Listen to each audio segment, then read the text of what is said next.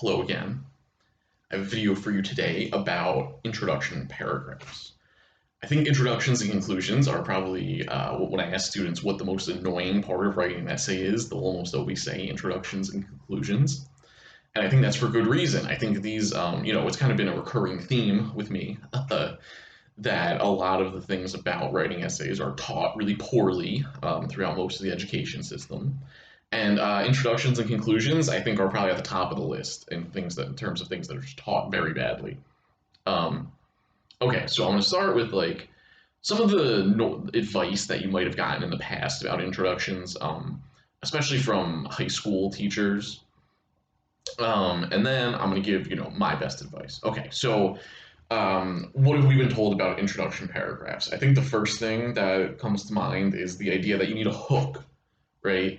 That you should have that your first sentence has to grab the reader's attention and like convince them that the rest of the essay is worth reading and interesting. That you have to interest the reader with your first sentence.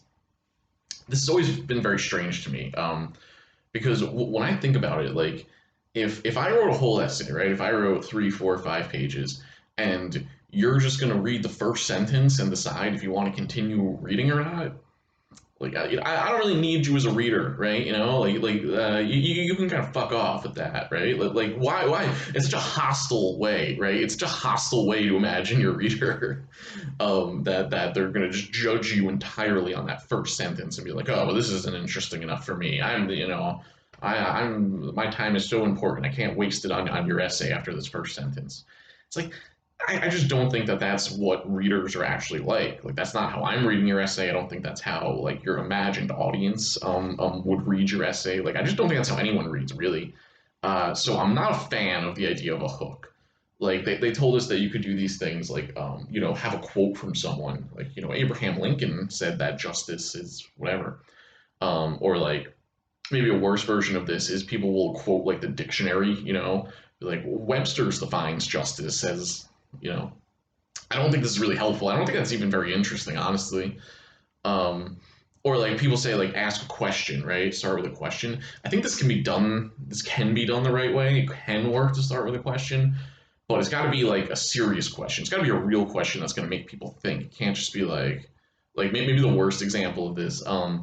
I used to work at a tutoring place that like SAT stuff, but they also did younger students, and I had to work with this little girl who was in like second grade one time, and they had her write an essay about her favorite color. So how does she start off the essay? The first sentence is, "Do you have a favorite color?" And so yeah, I think that's what we want to avoid with the questions, right? You don't want it to be like a false question. You don't want it to be a question that someone can very easily answer yes or no to. You know, if you're going to start with a question, you want it to be some kind of deeper question that's going to make the audience think, or maybe something they hadn't considered, or something that maybe leads them into a train of thought that'll get them to your argument or something like that.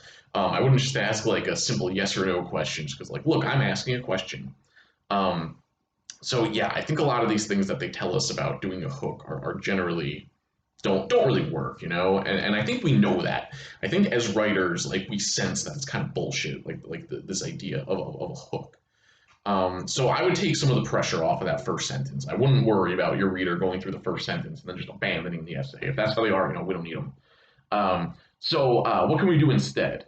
I think one good framing to have, like for a first sentence or for an introduction, is kind of like many people think this, but actually, they're wrong, and this is the case.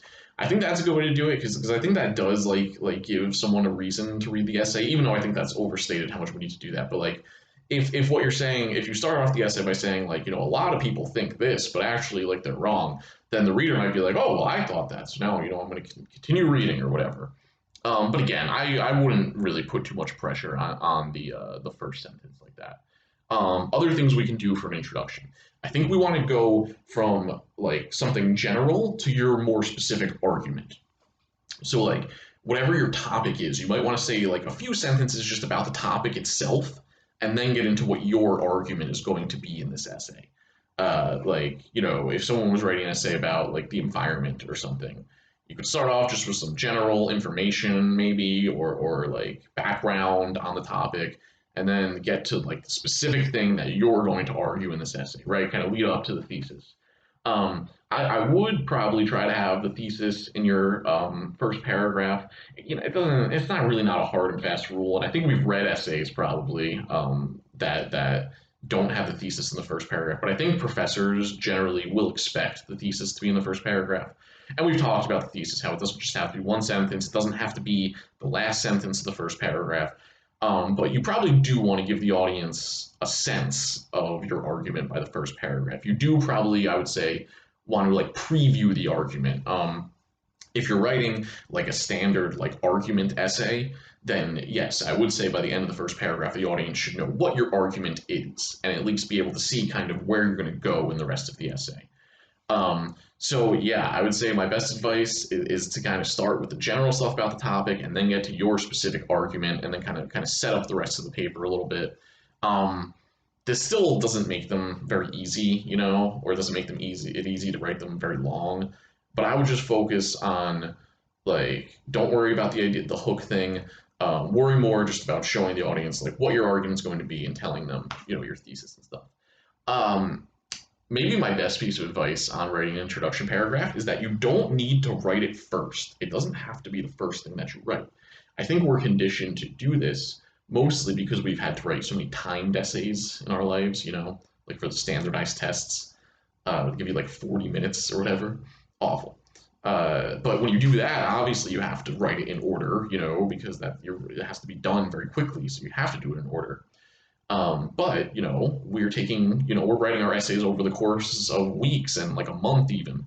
So there's no need to start with the introduction because I think it can be good not to write the introduction first. I would try to have an idea of your thesis, like I've said, but sometimes we don't really understand our whole argument until we start writing our essay, you know. So maybe once you start writing some of the body paragraphs, it like will click and you'll be like, oh, now I know what this essay is about.